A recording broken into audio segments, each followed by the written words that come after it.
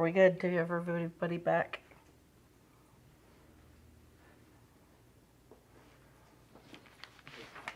Yes, no, maybe so. I think we lost internet for the second. Okay. All right. So it sounds like we got everybody back. All right. So sorry about that, guys. The internet, for some reason, blinked out. So it sounds like we're back. So we're going to take those. We're going to, actually, let's put them back here. So if we want to revisit those. All right. So now the heat is on, so to speak. Not the warm or the cool heat, just the pressure. Did you start into a Glenn Fry rendition of that, Will? All right.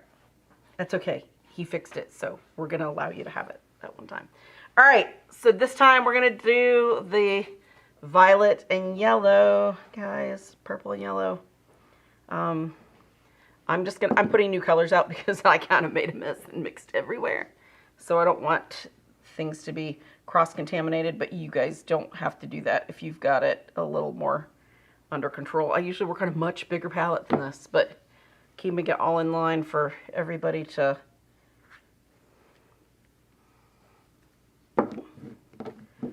be able to see this starts getting it kind of messy for me. Okay, I'm just doing these like this just so we've got like the primaries in the round, so to speak.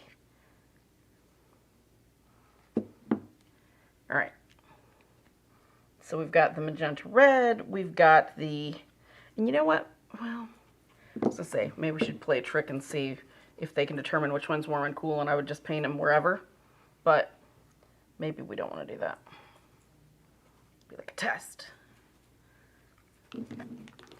There'd be nobody next to you to cheat off of, Katie. Not that you I didn't cheat. Did that just say when you're painting Home Alone? There's no cheat sheet. All right. So we've got,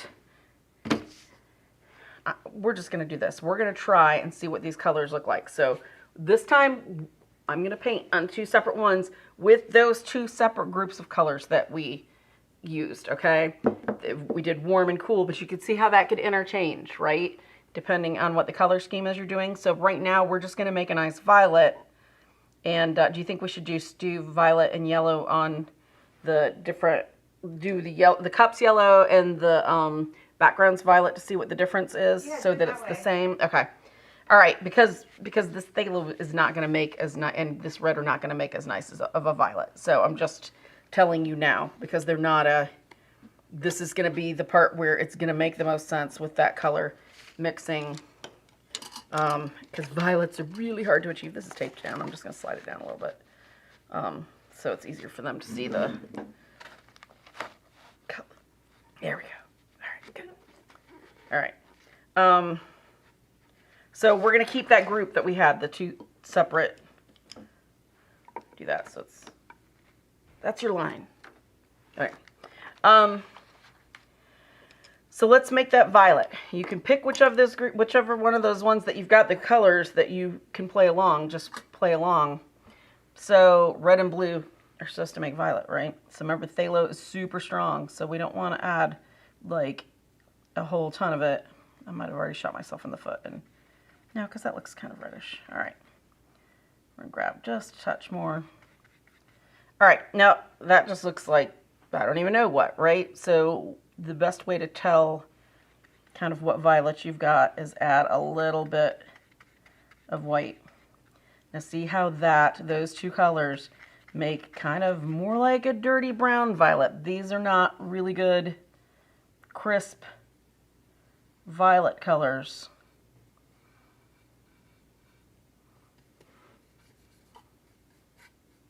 Even when it's thinned, it's really more of a grade color, isn't it?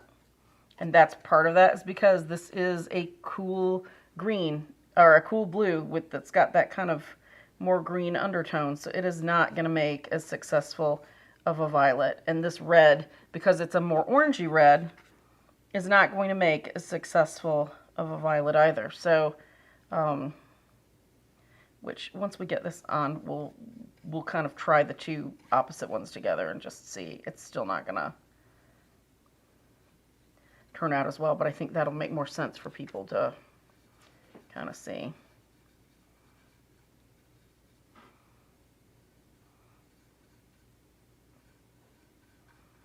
Let's see if I add a little bit more white. It's kind of a gray violet, right? It's not really a true, it's not that pretty purple pop, is it? That's why when people say, but I've got red, do you have the right red? You may have red, but one red does not cut it. And as just an artist, it's like the weirdest thing to look at that and realize that, but this is why you do this practice with this. This is why if you've ever been working on a painting and you cannot figure out for the life of you what is going down with it, the colors don't look right, it's just, chances are you are using the wrong colors to mix with. You're using either the wrong red, you're using the wrong blue, you've got something going on that you just didn't realize, and it's impacting how those colors. I want this a little bit more saturated for right under here. Okay. And that really almost looks like a Payne's gray, doesn't it? It's got that kind of that undertone. Up here, it's hard for them probably to see. And this monitor is always the one that's weird. This is kind of a little bit of a red violety, but not a nice, crisp, beautiful, you know. That's a good point, though, too. I know when you talk about, like, the chromatic blacks, the things that read black even though they're not. Yes. So good. It's amazing how. Example. Yeah. Your eye just goes, that's black. Dioxazine. If you're ever doing something with a blue and yellow complement, dioxazine straight out of the tube, if you make it really heavy, a really heavy mass tone, really thick, it reads as black. Prussian blue reads as black. So you could use that, you know, if you're doing more of a blue and orange based color scheme. So it's going to still push that mental color scheme that the viewer's seeing, but it's not going to, it's still going to read as black without using black. Sometimes black is just like sore thumb, sticks right out, looks like a mess. All right, so that is that. Now we're using that primary magenta and our ultramarine. And remember that the ultramarine is kind of transparent, so it's not going to have as much strength. Look how much prettier that already is before I add the white. Look at that. Now that's a violet, right? Is that not like really beautiful? So this is let's get a little bit of the,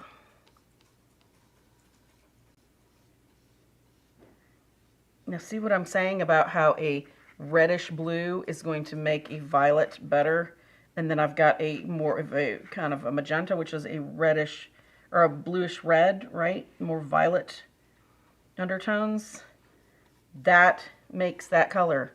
That is just really beautiful. Now you can take that and you can take the white and you could really kind of knock it back into more kind of a lavender that doesn't have the saturation.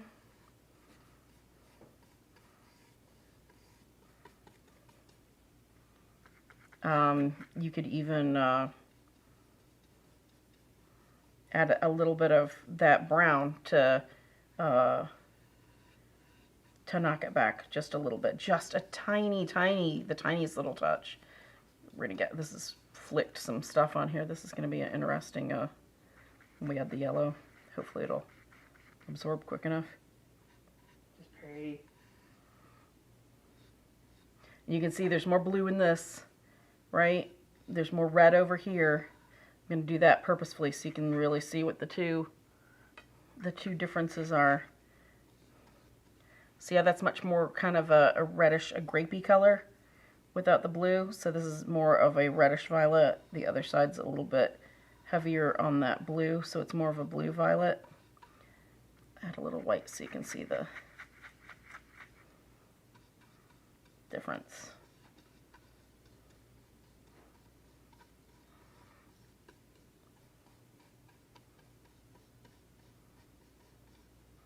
So if we're looking at these right now, which one would people say is more of the warm and which one is more of the cool? I will paint while they ponder that.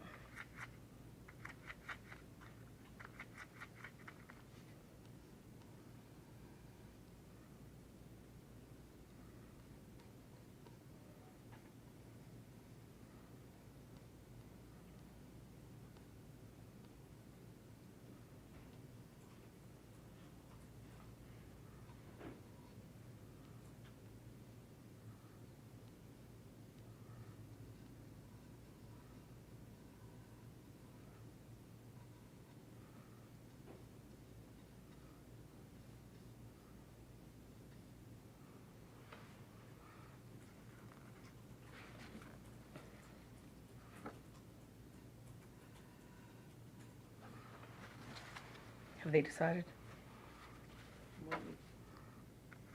Everybody likes those. No? All right, let's see.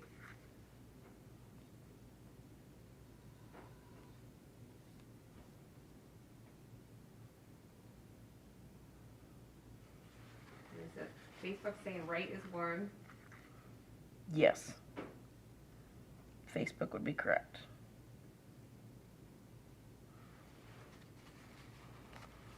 All right. So let's try the yellow. I'm actually going to get a different brush for this because there's going to be some transfer from up in the bristles, I think. Mineral spirits today, odorless mineral spirits. I am using odorless mineral spirits. I ended up with, because it's so humid here, and we were getting the hurricane coming through and stuff last week, and we've got tree leaves down already here, and my asthma was off the charts, so we had to switch to mineral spirits because I can't, with it this close to me painting. I don't paint this close to a solvent ever, and that was, it was too much. All right, so I'm going to grab the bright, the number 6 bright. Okay, so with this, we have this yellow is a much colder yellow than this yellow. Let me pull that out with, I can pull that out with that. See how much warmer that is in comparison? This is very green looking, right? This is much warmer. This is like a sunflower, right? That super bright, like almost a yellow orange by comparison. Mm-hmm. Okay, so if I put those down,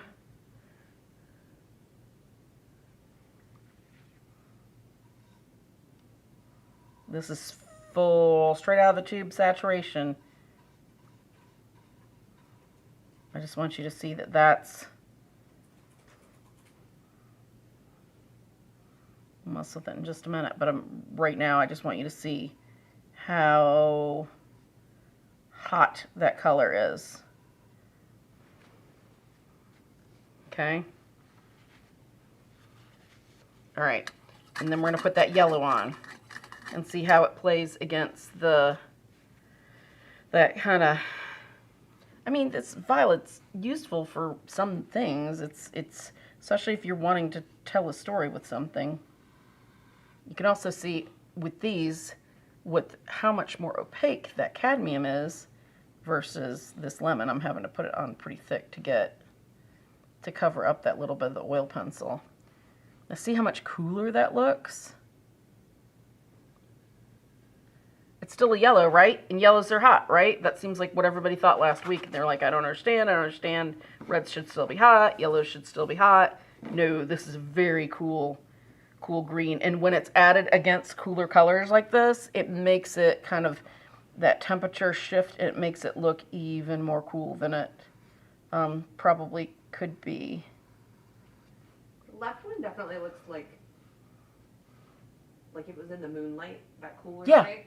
Yeah, where it's pulled some of that vibrancy out of it. Yes, now if we add a little bit of white, look how much more that's going to affect it. It really takes the heat out of that lemon and makes it almost neutral, right? Can you see that difference?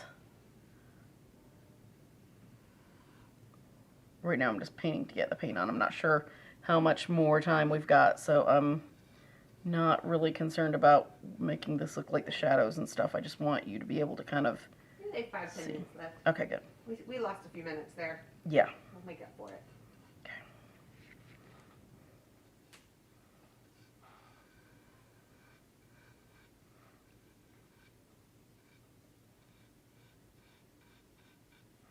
Now really, if you look at this one, does it even look like it's the violet and yellow at all?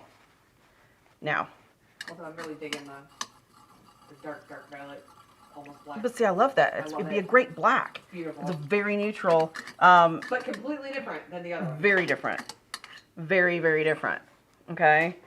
So then let's take this and see how much the heat pulls out of this with the white. It's got a lot of strength still. It's still pretty bright.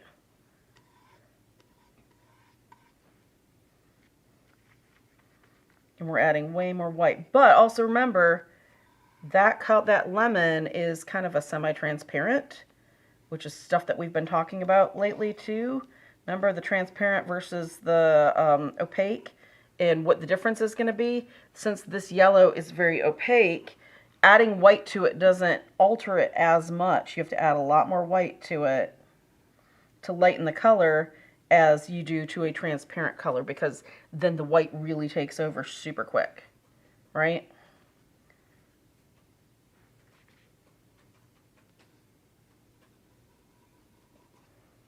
And the great thing about this kind of grape color is you could use it in with the, if you wanted to tone some of this down, I'm picking up a little bit of purple for the shadows of it, you could add it together and it kind of creates a little bit of a warm brown.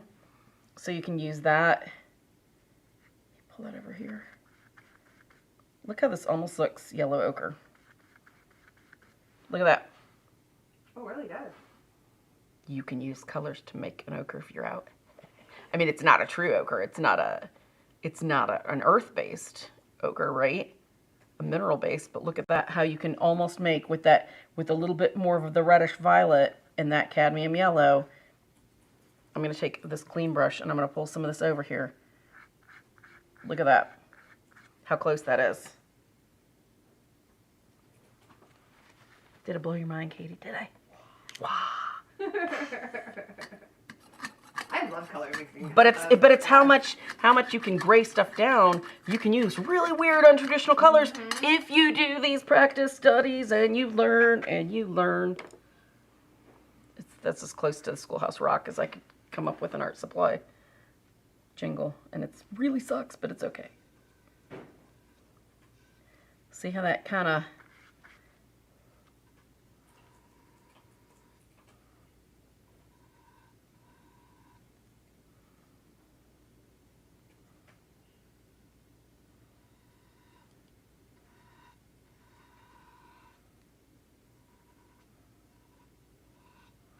but it still stays warm, right? Because that violet's helping with that kind of that color brightness and strength. Come back in here and kind of bring a little bit more saturation towards the middle. I mean, you can put the saturation wherever you want, but even if you toned this down, it's still got some nice little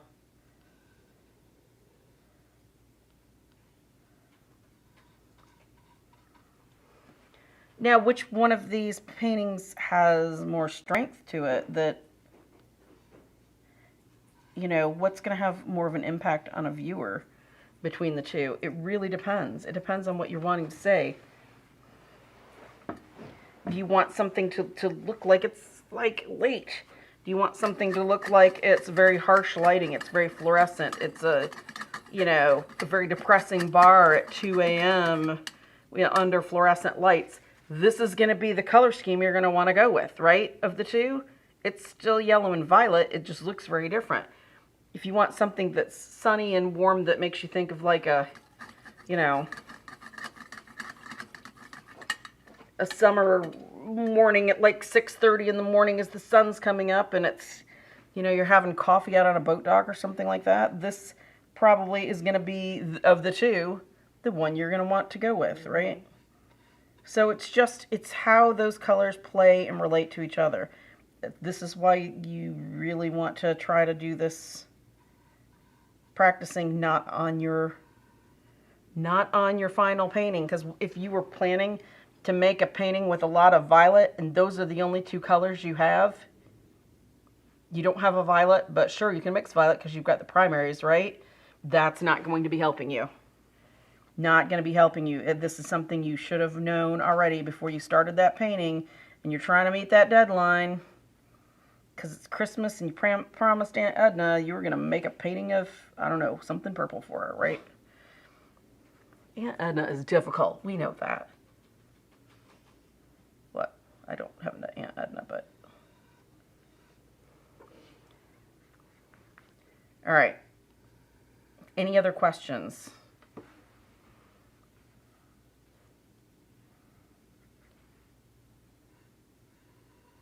Does everybody feel like they've got a better handle on it this week Yeah. than last week? It looks like lots of people are much. So just a little bit of us playing with some of this makes a little bit more sense now. Okay. And I mean, with this one, I'd almost even play that up and make the cup a little bit more white and play with some of this violets into the shadows of the yellow. Randy asked if the color theory was the same for all media. Yes, for the most part, okay, because some of the reds that you've got in watercolors aren't going to be the same that you're going to have in media like this, where they're much more light fast in oils. Watercolors, you know, if you're a watercolorist and you try to go to oils, you're going to find a lot more reds, right? Oh, even some more yellows, because light fastness is so much better in acrylics and oils because it helps protect the pigment from light better. Where watercolor just has your gum arabic and then it kind of soaks into the paper some, and then you're kind of left with, you know, whatever. So you don't have that as much, that protection of you know, a suspension of a medium. So, but for the most part, you're going to have your cools and warms of your colors, okay? You're going to have cool reds, you're going to have warm reds. Same with yellows, same with blues.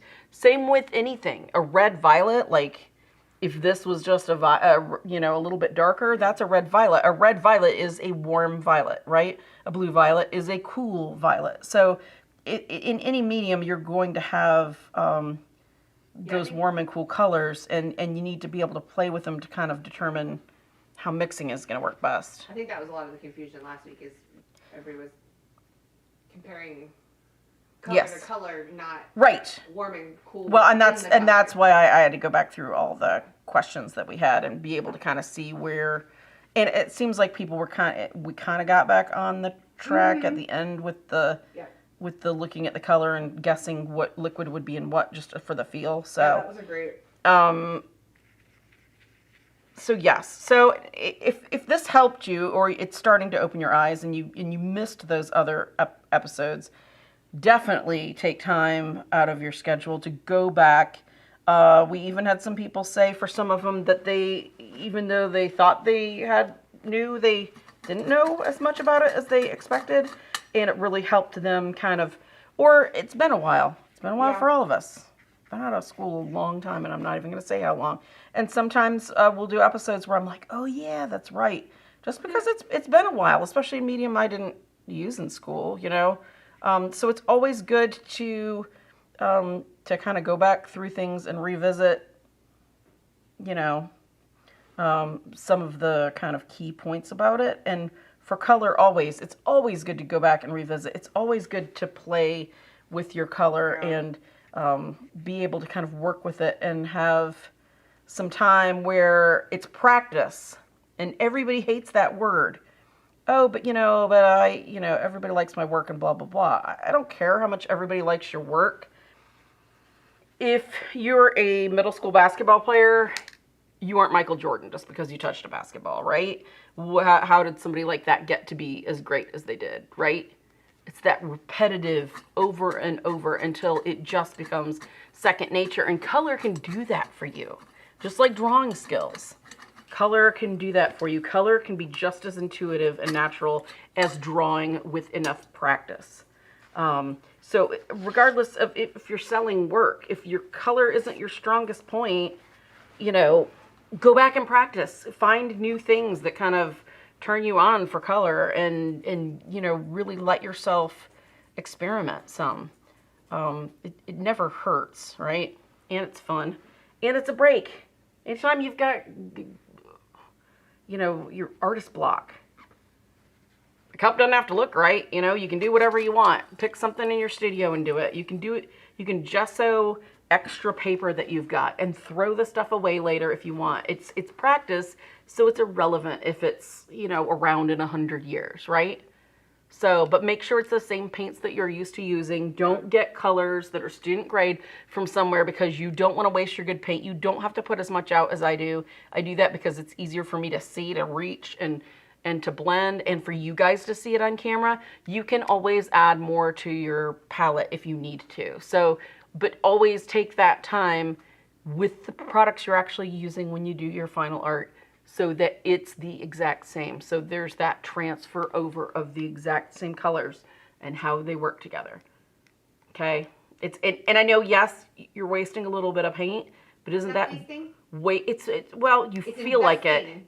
That's what I was gonna say. You were investing the time and the knowledge in yourself, and that's a way shorter, cheaper ends to the means to do it that way than to do a whole bunch of final art that you've invested countless hours and headaches and time and frustration in painting over and over because you didn't take the time to practice it first. I have one more question. Yes. Joan would like to know if there are colors that can be neutral and work in cool or warm paintings. We just looked at that with the colors earlier. You can use a neutral, like with this violet that we just did. We made it cooler, adding more blue.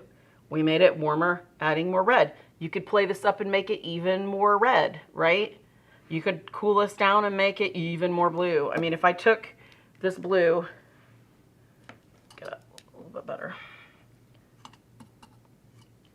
If I took the blue, that's the ultramarine, and I just added a tiny dab of the red, I could really make this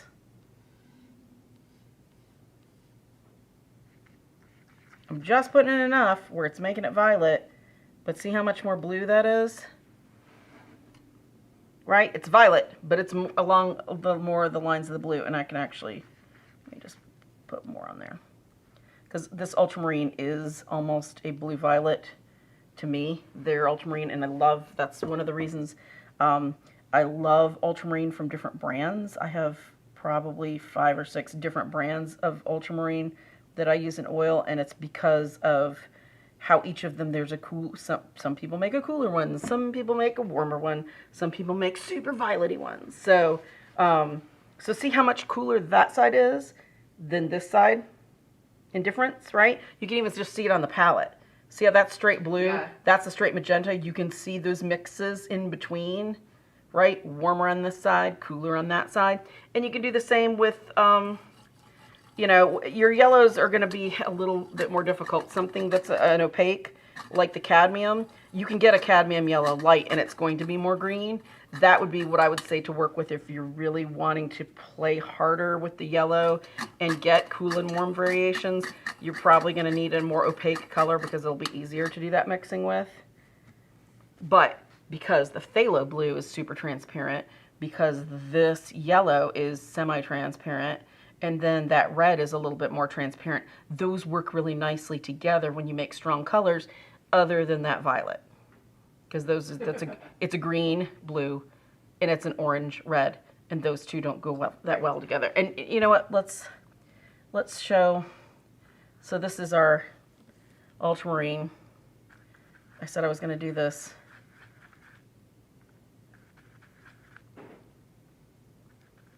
See how that's a little bit better violet than this, but it's still very grayed, right? See how that's a violet?